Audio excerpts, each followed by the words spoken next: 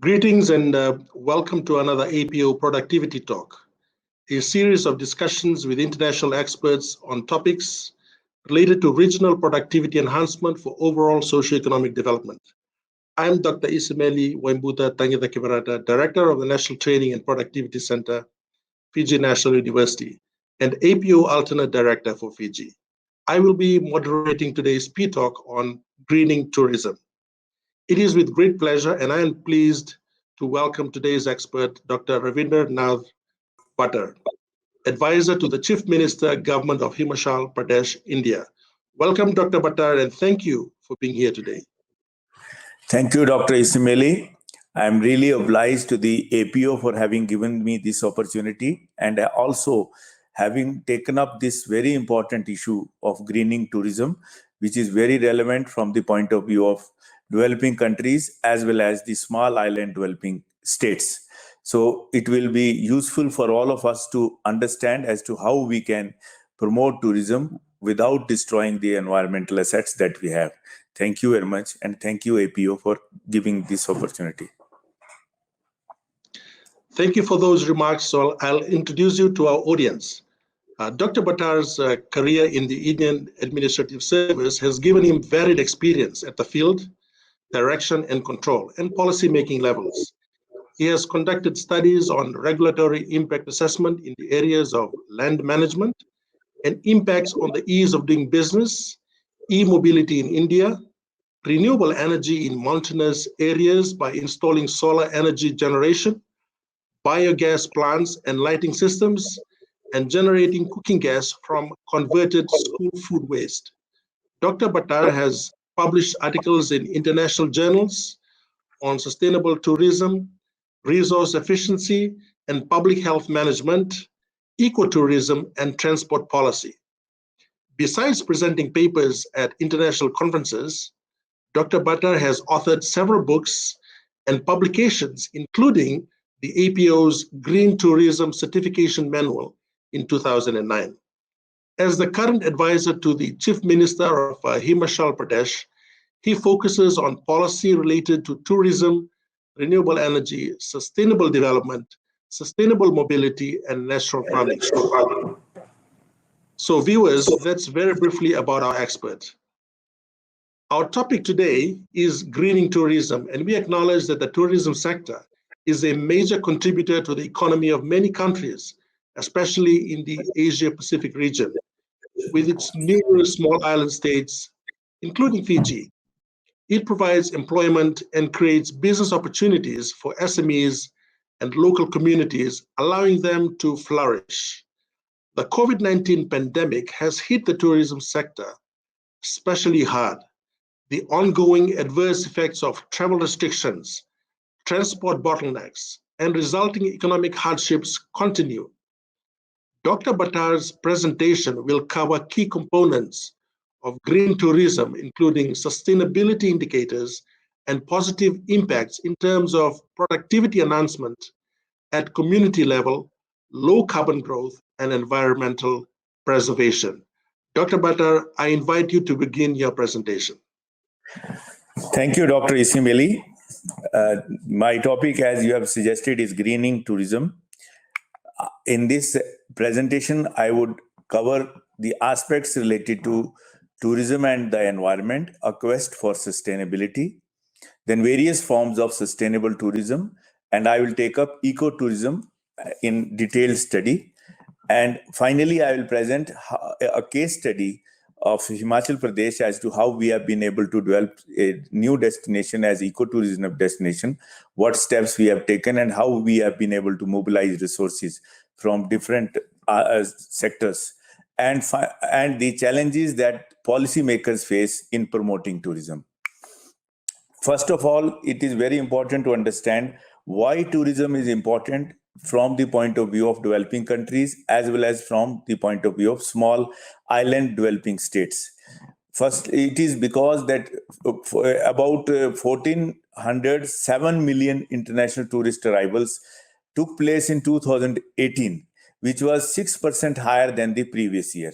Similarly, tourism is a very important source of receipt, especially foreign exchange, for most of the small island development states as well as developing countries.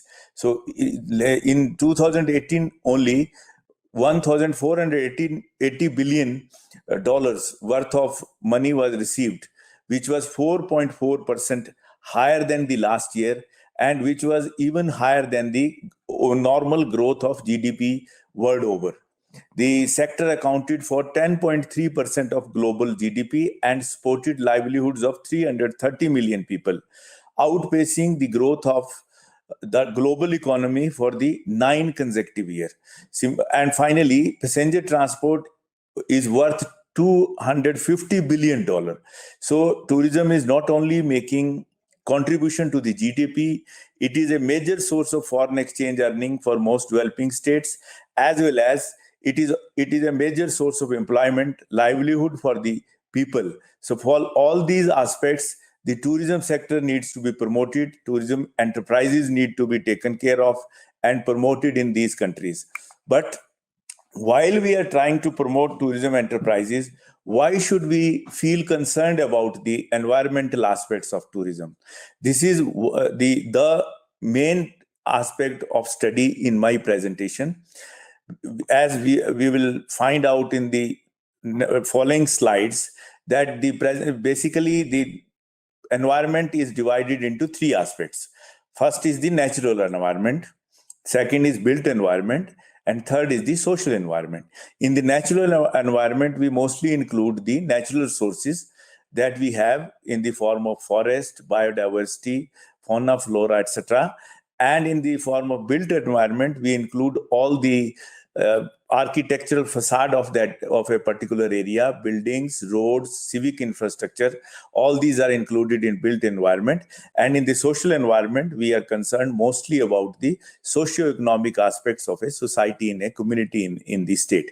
So all the 3 in fact form the very basis of the product of tourism, and we need to understand as to how tourism promotion interacts with all the 3 aspects. Whether it is able to promote natural resources, it enhances the wealth of natural resources, or it is causing depletion of natural resources. Likewise, is it causing any pollution in the built environment? Is it causing any social vices in the society where tourism is being promoted? So mostly the effects of environment on tourism are divided into 3 aspects: degradation of natural resources, pollution and loss of heritage, and socio-economic problems. So we will see how these are ultimately affected because of tourism development. First is the natural environment. We see that flora and fauna form very basis of the tourism product, because in ecotourism mostly the nature is the prime thing that we are trying to sell. And in the nature, biodiversity is the basic thing.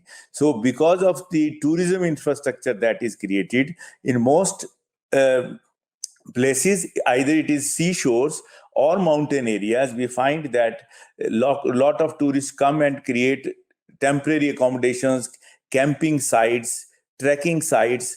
All this is causing interference with the natural setting of that area, and the local fauna and flora gets disturbed.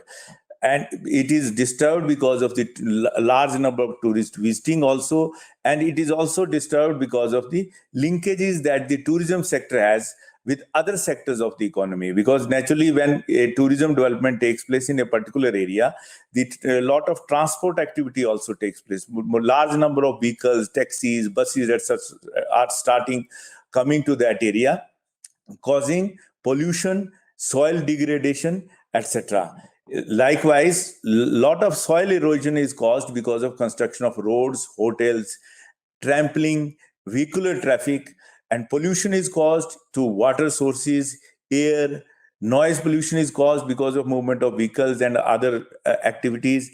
And there is a visual pollution also, because a lot of construction that takes place in that area is mostly of concrete, RCC construction, reinforced concrete construction, and that changes the very facade of that area. So the heritage that the area used to have gets disturbed. The very product that, because of the heritage we were trying to sell a particular destination to the tourist, gets disturbed because of the tourism promotion. Likewise, the visual effects caused because of the indiscriminate construction. Sometimes haphazard construction takes place. This is a common scene in most of the developing countries. In the Himalayan region, we have seen that a lot of tourism activity has taken place in the past 2-3 decades. And because of these tourism activities, the construction, haphazard construction, non-planned construction has taken place, which has caused local problems to the people residing in that area. And depletion of natural resources and biodiversity is a major cause because of tourism promotion. And ultimately, littering.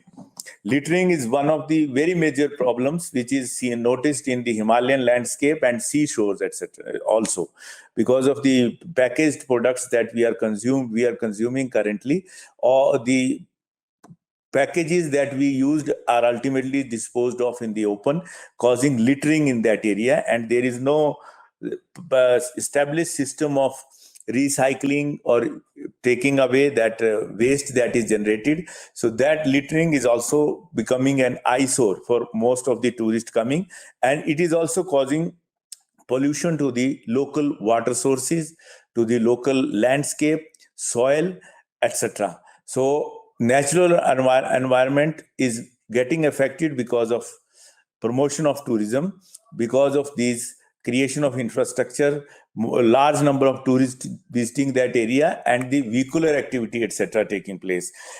On the built environment side, we find changes in architectural facade, changes in land use are two major effects on the land resources in that area. In most of the developing states, there are heritage towns. The ancient architecture is very visible, and that forms the distinct identity of that town. So because of the new hotels and tourism establishment coming up in that area in large scale, the very distinct identity gets disturbed, and the land use is also from the agriculture to gets converted into most of the construction sites also. That construction itself is causing problem of construction waste being disposed of in the open, and again visual pollution and water resources pollution that is being caused. Then there is a burden on the civic infrastructure. We have noticed that in most of the towns in Nepal, in India, where Himalayan landscape, the tourism activity is promoted in the last 2-3 decades. During the peak seasons, we find there is a problem of large-scale vehicular traffic coming to the place, causing congestion. There is a problem of water shortages. In many places, there are problems of electricity, also shortage of energy resources also. And finally, there is a problem of overuse of energy, causing problem of shortages to the local population also. In all these situations, built environment gets affected, and the local resident population, which in fact was asking for promotion of tourism, gets adverse benefits because of large scale tourists coming to that area. In the socio-cultural environment aspect, the major concern is from the point of view of host population. It needs to be seen whether how does the host population take to that tourism, whether they are happy with the tourism development that are taking place, or they are not very happy with the tourism development. So generally, the studies have shown that the reaction of host population is divided into 5 types. It is either in the form of resistance. In many places, we have seen that local population resists more tourists coming to that area. This is a common example. This example can be seen in most of the Himalayan areas, Himalayan tourist destinations. There is a problem of retreatism, boundary maintenance, that people are indifferent to development of tourism. They don't take interest in the development of tourism. And unless it is properly planned, there is a problem of adoption by the local population. They don't adopt tourism. So we have to see, while we are planning for tourism, that the suggestions of the local population are taken into consideration. Their the particular form of tourism that benefits the local people should be promoted in that area so that people adopt to the tourism development and it contributes to their overall development in the society. Then the tourism development also causes impacts on the tourist itself. In many cases, there is a decreased quality of experience because of large-scale tourist visiting in that area. So it is again causing congestion to that area, and because of that, the experience of tourists gets deteriorated. So next time, the repeat visitors are not coming to that area. So finally, we see that because of these effects on environment in the form of natural environment or built environment or the socio-cultural environment, there is a vicious cycle of growth that is created. We are exploiting human resources, we are exploiting natural resources to create a product, to sell our product. And this over-exploitation of human capital and natural capital is worsening the social exclusion, because the money gets concentrated to very few people who are running large-scale enterprises of tourism sector, and it is causing low labor productivity. It has been seen in many studies that the skill improvement of the local population is very low, and in most cases, the tourism activities have ended up employing people with very low skills. And most of the high skill jobs are offered to expatriates so that the local population doesn't get benefit. So there is a problem of low labor productivity, and there is a problem of widening income gap also, rich and poor gap. In the natural capital side, we find that high resource intensity. Most of the tourism product is consisting of the natural resources only. So when we promote or develop a tourism product or develop a particular destination for tourism purposes, we end up using natural resources for this product, and this high intensity of use of natural resources itself causes high depletion of natural resources, so that the very product gets depleted and is not able to be promoted in for future time. Likewise, low resource efficiency is another problem. We will see in the following slides how resource efficiency can itself promote sustainable tourism in the destinations. So, because of high use of lack of capital use or lack of technology use and high use of natural resources, the resource efficiency is very low. So it makes the destination ecological unsustainable. So it is causing ecological unsustainability. So all this is leading to a vicious cycle of low economic dynamism, resilience, and high economic vulnerability of the economy, which is totally dependent on the natural resources for development of a tourism product. Now we need to understand as to how a particular destination can be seen to be whether it is sustainable or unsustainable.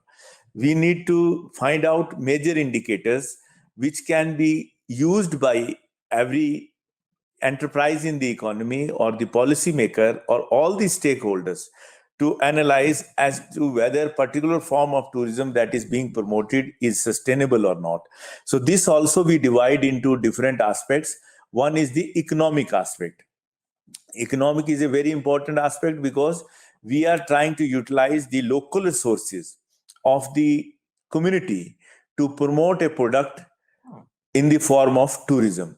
Now, these local resources were heritage resources of the local community, which they had inherited from their generations to generations, and they owe that resources for the future generations also. So we need to see whether they actually get some benefit out of the tourism development by sacrificing some aspect of the resources or sharing that resources with people from other areas, or they are losing in terms of economic aspects. So first thing is income and employment. We need to see whether the tourism activities promoting income and employment to the local population. So one important indication is percentage of leakage from the economy. So how much resources that the tourism enterprises are using are purchased from the local people, whether the fruits, vegetables, grains, food grains, raw material that the local enterprises are using are locally procured from the local community, or they are imported from outside. If they are imported from outside, then it is a leakage of incomes, and all the incomes that the enterprises are earning from tourist gets expatriated to the outside businesses, so the local people don't get any benefit out of it.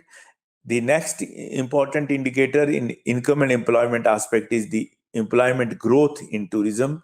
And the third indicator is the sectoral linkages. The employment growth is also very important. While we study the employment growth, it is not only in terms of percentage growth only, we also see the quality of employment that is offered to the local population.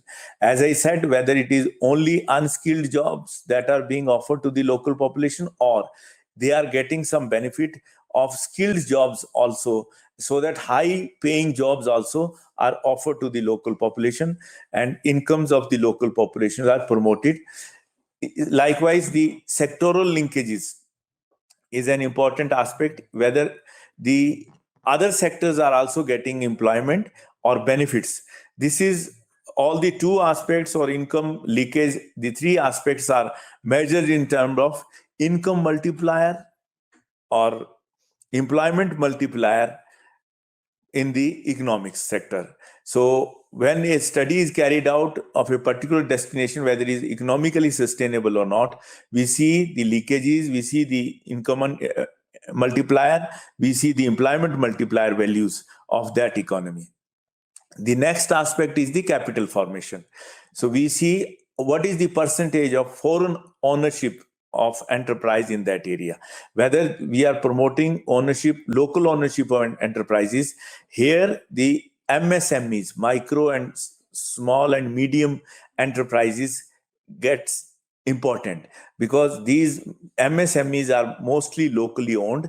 They are very low investment enterprise and offer employment to the local population. They are mostly local, semi-skilled people are employed in this. So if we are able to promote MSMEs, we are able to promote local ownership in that enterprise, in that area, and the tourism is able to promote enterprise also in that area. So we see the next aspect in capital formation is the profits reinvested to the community. It is very important to understand whether the profits that are being earned, if these profits are earned by the local population, then it is likely to be invested locally. But if the profits are earned by the outside population, if the people from outside own the local tourism enterprise, then the profits will be expatriated, repatriated to other countries, other economies. So the benefits will not percolate to the local people. That is one indicator, another indicator of capital formation. Then finally, the nature of demand. In many tourism destinations in the developing countries, we have seen that the seasonality is a very important factor. Demand is confined to 2-3 months in a year, or maybe 4-5 months in a year.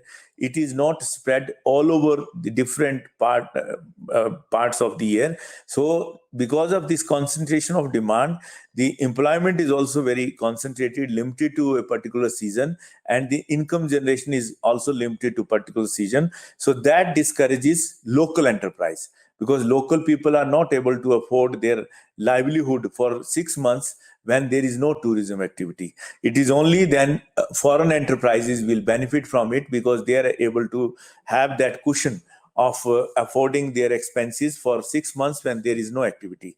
So we need to see that the tourism activity needs to be promoted in a manner that it is spread all over the year, throughout the year, so that the benefits also occur to the local population throughout the year. Then another indicator in the nature of demand is the repeat visitors. We need to see that whether a particular person or tourists who are coming to a particular area or prefer to come to that area again or not.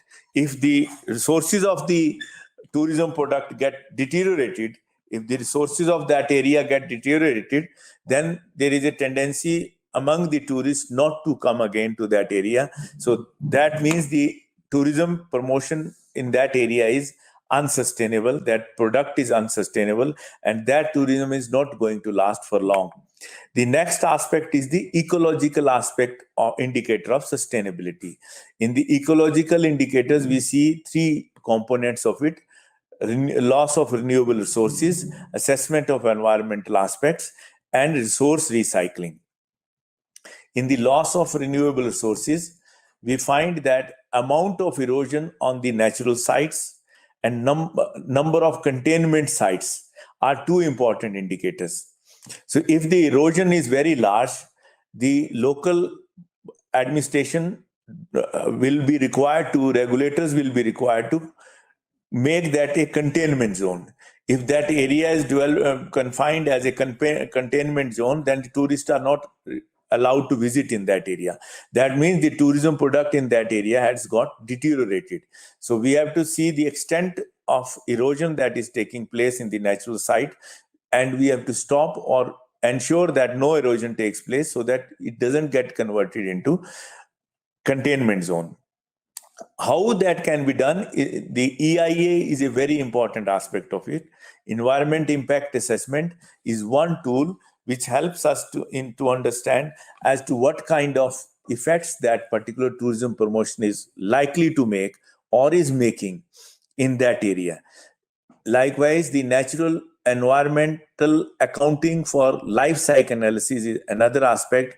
Life cycle analysis helps us to understand as to what kind of raw material was used in the development of that product, and from the stage of development of that product till it is finally consumed and disposed of, how it is being used in the society and what kind of effects it is causing to the society is understood in the life cycle analysis phenomena. So we need to incorporate that as a planning tool along with EIA for assessing the environmental impacts. On the resource recycling aspect, we see whether we are trying to or we are able to use the waste that is generated as a resource for some other thing, so that we are not disposing of the waste in the open and causing soil erosion or pollution in the water resources, groundwater resources of that area, and whether we are able to have renewable resources used for the tourism activity is another important indicator in resource recycling. Today, as we see that in most of the destinations, there is a tendency to promote solar energy, wind energy, or other forms of renewable energy, so that we don't use the traditional form of energy which was dependent upon petroleum resources only for generation of energy, so that it was basically large scale pollution causing energy that was being used by the society. So the next aspect is the social aspect. In the indicators of social sustainability, we find that there are three major components. One is the host community and stakeholders participation. Second is community health and safety. Third is local oriented control and political participation. In the host community and stakeholders participation, we see host community participation in tourism management. To what extent are we able to include host community as a major stakeholder in the overall planning and management of tourism destination? Secondly, what is the attitude of the host community towards the tourism development? As we have seen in the earlier slide, that there could be 5 kinds of reactions of the local population. So we need to see whether they are against tourism development or they are indifferent. So we see that in the community health and safety, littering, overcrowding, and congestion are the important indicators. And in the local oriented control and political participation, public participation in the investment and the development of resources is very important, and availability of local water, pollution, and waste management policy are the important aspects of social thing. There is a study of Mediterranean region where it has been seen that the tourism development has been responsible for about 300 to 850 liters of water consumption per day by the residents coming from outside. And even though it was contributing to the local economy to the extent of 92%, as we will see in the following slides also, that tourism is an important source of contribution, income to many local economies, many small state economies. There are various forms of sustainable tourism. Mainly, it is divided into alternative tourism, ecotourism, adventure tourism, wellness tourism, and wildlife tourism. I will take up ecotourism as a part of major study in this presentation. The green economy concept that is being promoted overall in the world today, and green tourism is a subcomponent of green economy aspect only. And the major purpose of doing so is to promote lower greenhouse gas intensity growth, economic growth that is sustainable, high development of poverty reduction, enhanced biodiversity and ecosystem services, and climate change resilience services. So all these aspects are part of the green tourism enterprise that we take up. Ecotourism is one important component of sustainable or green tourism. And ecotourism is defined as responsible travel to natural areas that conserves the environment, sustains the well-being of the local people, and involves interpretation and education. So there are three important components of ecotourism. One is responsible travel to natural areas. The second is that conserves the environment, sustains the well-being of the local people. And finally, it is involving interpretation and education. So we will see that studies have found out that there are 5 major components of ecotourism.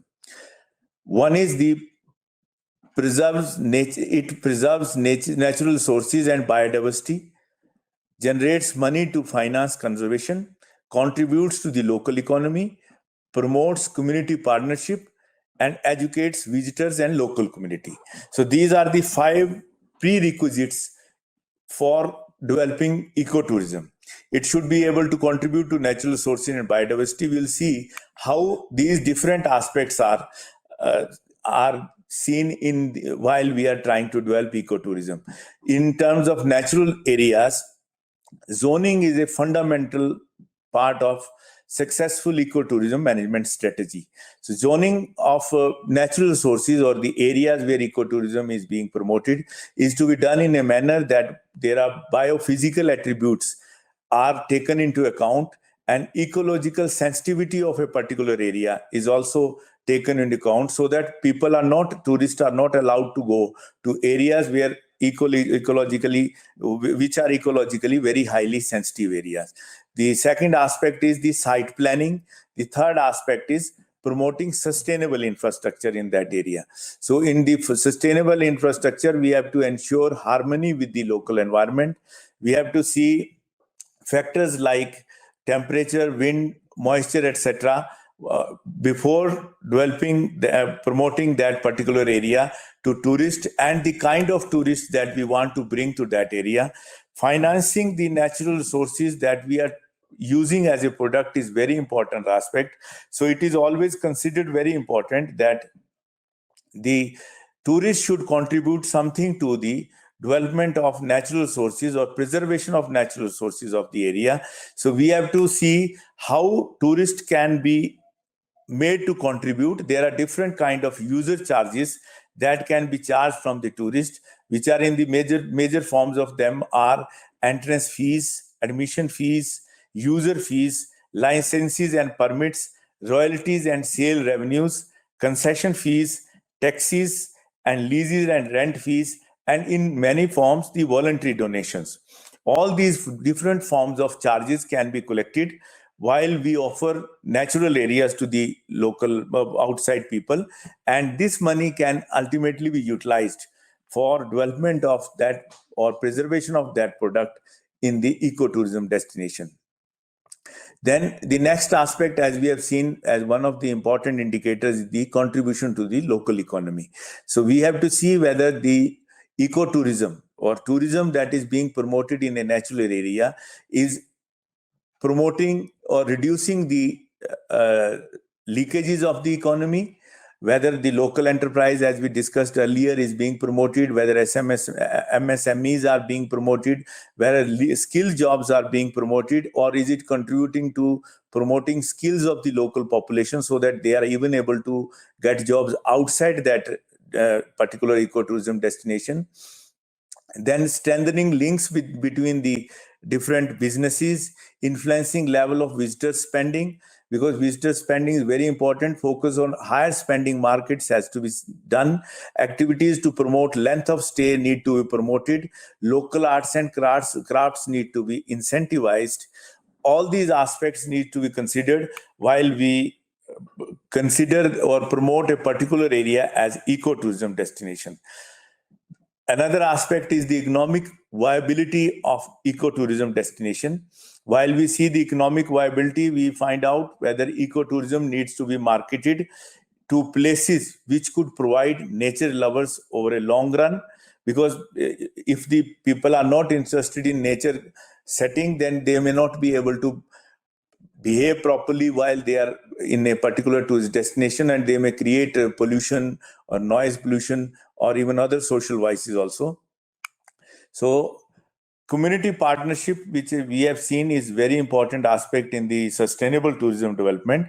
So we need to see whether community is involved in development of tourism, in development of infrastructure of that area, in management of the tourism resources also. So we involve community in to discuss impacts of ecotourism, steering committees to discuss indicators of tourism, approval of ranges of acceptable change as to what kind of change do we need, do they accept in that particular area, and approval of monitoring and analysis framework, and ultimately a supervision of the local community in monitoring of the development that is taking place needs to be seen. Finally, the education of the local stakeholders.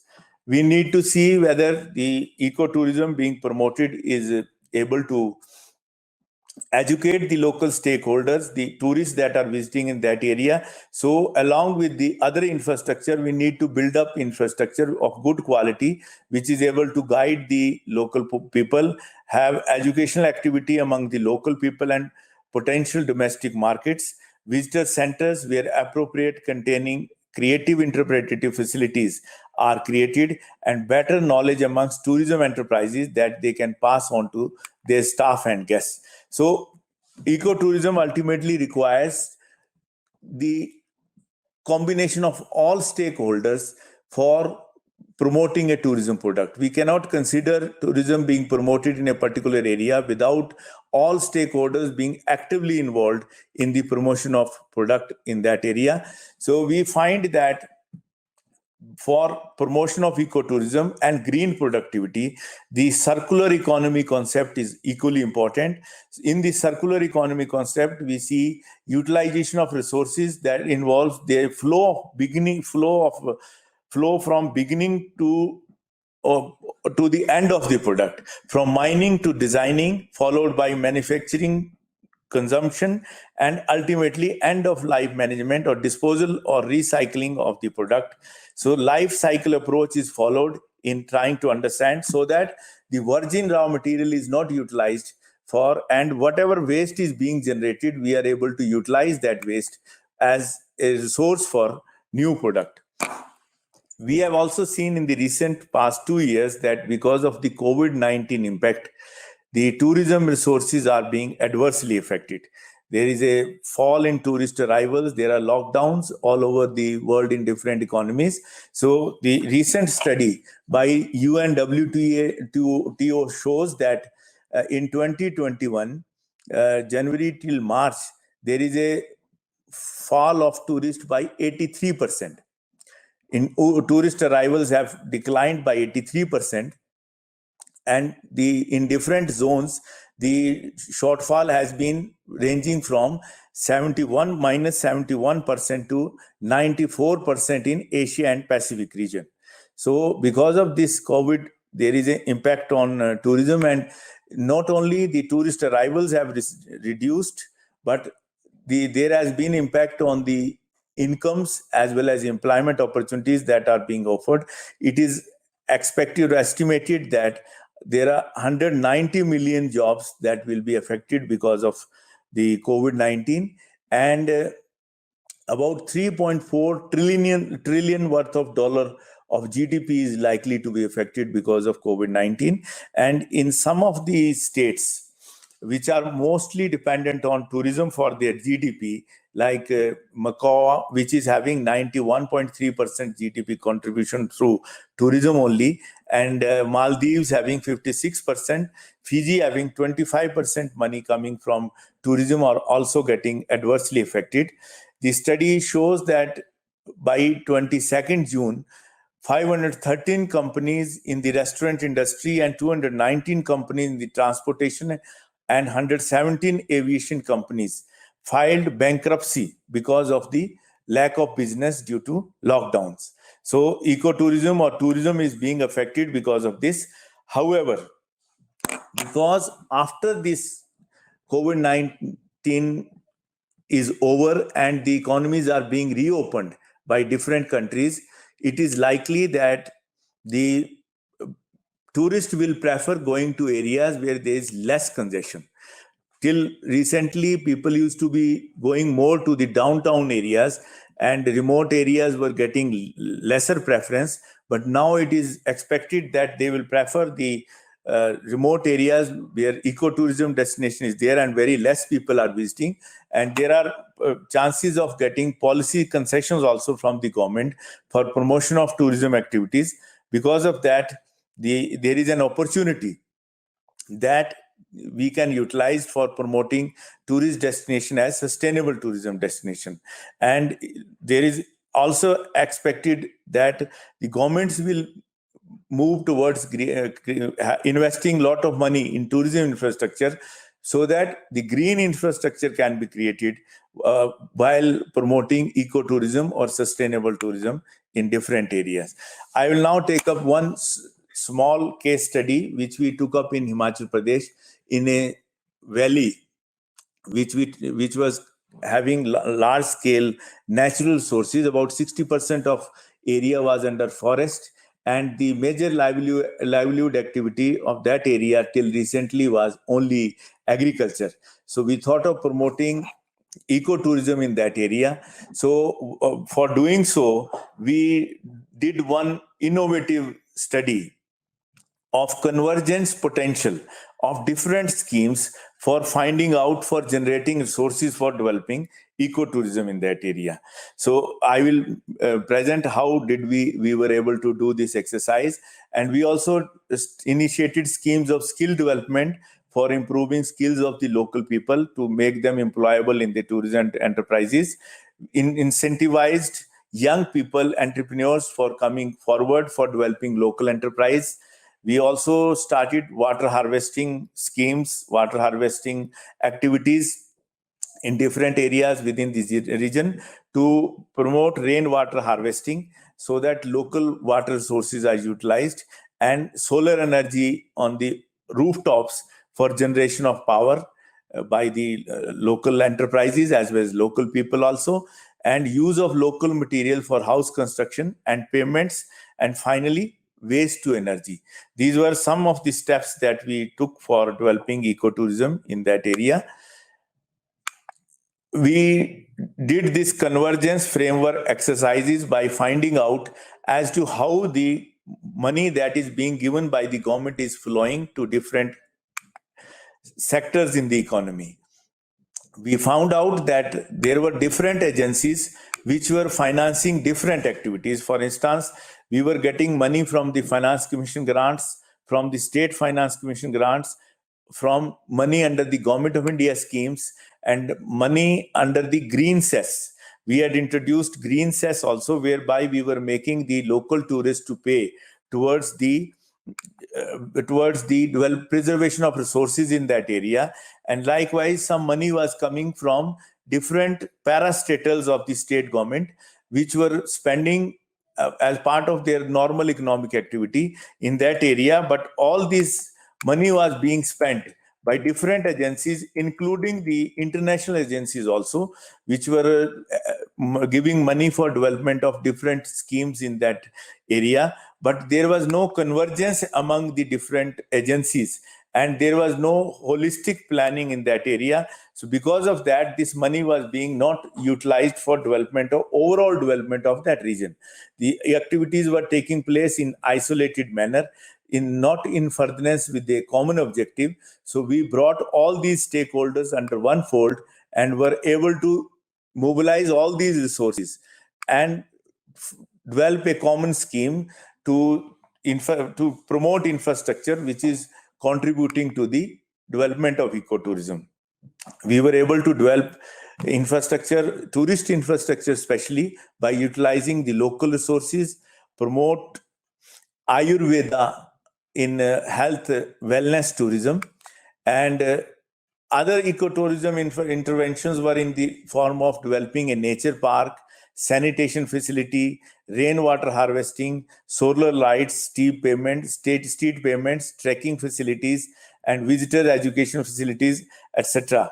So that we are able to develop the tourism infrastructure without claiming a single penny from the government, by utilizing the existing scheme only. We were able to promote homestay, to promote the local population in participating tourism enterprises. About 50 local people developed their homestay enterprises, and they were able to promote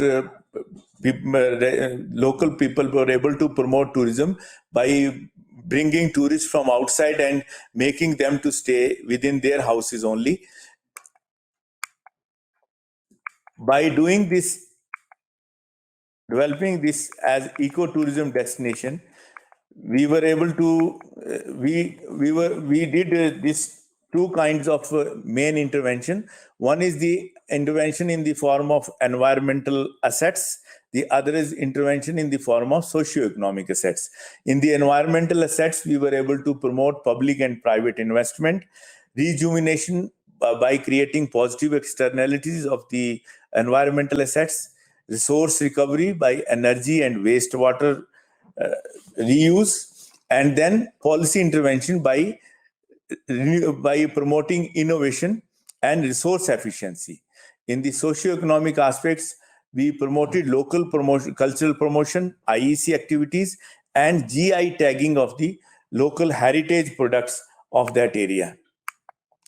Now, finally, I would say that the major concerns or major things to be seen while promoting ecotourism destination is whether we are able to mainstream ecotourism in the economy, we are able to promote financing of ecotourism product, or stakeholders engagement, user charges, regulatory approaches, and resource efficiency and innovation for promoting ecotourism. These are the resources I have utilized for developing this presentation. Thank you very much. Thank you, Dr. Batta. Your presentation really deepened our understanding of environmental concerns in tourism. Green tourism to conserve fragile ecosystems obviously has multiple economic, employment and ecological benefits to local communities, while strengthening partnerships and developing individual skills. The interesting case studies provided first-hand information on successful green tourism efforts. For us in Fiji, ecotourism is growing in popularity, and people are recognizing the urgency to preserve the environment. So to start off the questions, do you see COVID-19 pandemic more as an opportunity or a hurdle for the tourism sector? Well, it has been a hurdle in the tourism sector, as we have seen that it has affected the tourist arrivals, the flow of incomes to the economies, and the employment generation opportunities. But certainly now I see that it can be a potential opportunity for promotion of ecotourism or sustainable tourism in the economies, because the governments are going to provide a lot of incentive to the local enterprise, people in development of skills, etc., for employment generation, and development of infrastructure, which can be utilized for promoting green infrastructure. So this is a major opportunity that the countries should make use of for promotion of sustainable tourism, certainly. Thank you, Dr. Batta. That is an interesting and thought-provoking response, and I'm sure it resonates with member countries who are coping with the challenges of the pandemic. So this brings me to my next question. For small island developing states like Fiji, where the economy is mainly based on tourism, how does greening the sector address issues of waste and pollution, besides mitigating the adverse effects of climate change? Please enlighten us about this. Thank you again. In fact, greening tourism is very important aspect, and the waste generation, pollution, etc. needs to be taken into consideration while we are talking of greening tourism. Both waste and pollution are very important aspects to be considered while we are planning or forming policy for promotion of green tourism. The pollution is caused, as we noticed, is caused to the water sources, to the air, and noise pollution is also caused because of the tourism activities. So we need to promote that kind of tourism or particular tourism in a particular area where the pollution, this kind of pollution is reduced. And by resource recycling, we are able to promote waste being made as a resource for other kind of product being created in that economy, so that circular economy is developed in green tourism aspect. Thank you, Dr. Batta. You touched on some critical issues, and you have given us good insight into positive directions that could be adapted. And you are quite right, and it's a known fact that pollution is a major problem. Plastic waste and marine litter pose a significant threat to tourist sites and ocean habitats. So my question is, how can travel companies, tourists, academia, governments, and international organizations cooperate to reduce that waste and environmental degradation?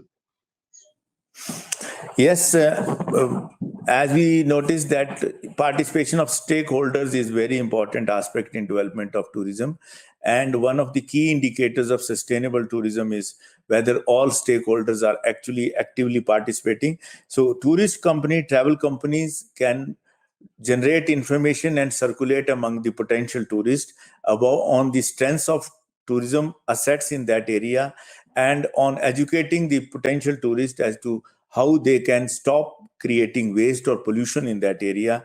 Likewise, the academia can promote research and find out whether the kind of tourism that is being promoted is sustainable or not. The tourists themselves can promote sustainable tourism by taking up activities or going to such destinations where they are not able, they don't create any destruction of natural assets. And governments, of course, can make a major contribution by developing policies for all sectors that are related to tourism for promotion of sustainable tourism. International agencies have also made very major contribution, as we have also seen in our case study, that they develop that kind of infrastructure or promote infrastructure, finance infrastructure for states, which is contributing to sustainable tourism or development of ecotourism activities in the countries. Thank you, Dr. Batta, for that practical and strategic approach that you have touched on, and makes good sense from both the policy level and business level. My next question is related to SMEs that are an important part of tourism value chains. What are the major indicators they should track to assess their green growth trajectories? One very important aspect is the economic aspect, whether they are able to make contribution to the local economy or not. They are able to make contribution to the employment generation, to the development of skills, to promotion of equity in the local economy, are major aspects in terms of seeing whether they are contributing to the green growth trajectory or not. Likewise, the preservation of environmental resources, whether they are able to educate tourists in promotion of environmental assets, they are educated tourists on the strengths of environmental assets of that area, is a very important contribution that can come from SMEs, MSMEs, because these are mostly local owned enterprises. Thank you, Dr. Bhattar, for that good discussion, because we do acknowledge that SMEs face unique challenges in our member countries, and many are struggling to stay afloat due to the pandemic. Finally, implementing green tourism frameworks requires investment, especially in new technologies and automation. Are there proven financial models that enterprises should follow when trying to green their tourism businesses? Yeah, utilization of recycling of resources, resource efficiency are two very important aspects of financial prudence that can be utilized for promoting ecotourism or sustainable tourism, because resource efficiency is one concept that improves the productivity of resources that are utilized, which makes the enterprises financially more viable and profitable in this sector. There are opportunities on the international front also. They can explore technologies, explore finances from major international agencies, and best experiences that can be borrowed from other countries for developing tourism locally in the areas. Thank you, Dr. Bhattar. Your informative presentation showed a holistic approach to a more sustainable tourism future. Do you have a final message to our viewers? Yeah, certainly. I feel that tourism is one aspect which is related to quality of life. We used to earlier feel that tourism is a luxury. Only rich people travel and they can afford travel. Today, everybody wants to travel. And we have seen after COVID-19 that people prefer to travel even after taking risk of infection they are getting infection from outside. So tourism needs to be promoted to promote quality of life overall in the area, both in the local, for the local community as well as for the tourists who are visiting to that area, and preservation of natural resources. So that very aspect is important from tourism point of view. Thank you. Thank you so much to our expert for giving this P-Talk, and the APO looks forward to your cooperation and guidance in the future. Viewers, please leave your questions and comments on today's topic on the APO's YouTube channel, and we will try to get back to you as soon as possible. Please subscribe to and follow our YouTube channel for continuing updates on current productivity issues and resources. Stay safe and productive, everyone. Thank you and goodbye for now. Thank you very much. Thank you once again.